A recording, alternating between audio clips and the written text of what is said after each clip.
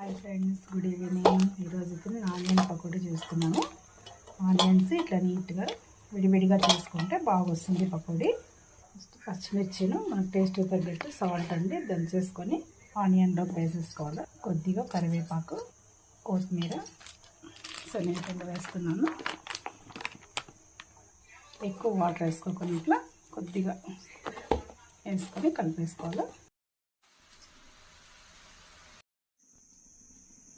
వేసేసుకోవాలండి.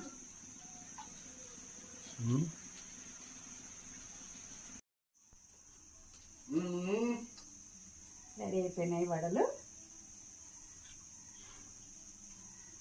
ఆనియన్ వడలు,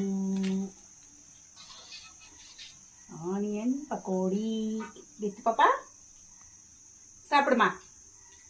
இங்க பாரு, வாங்க வா. அவ்வளோதானா? எவ்வளோ நேரம்?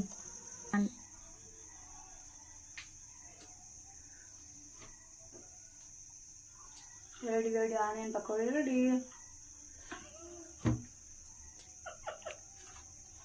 మీరు సాப்பிடு பார்த்துருங்க.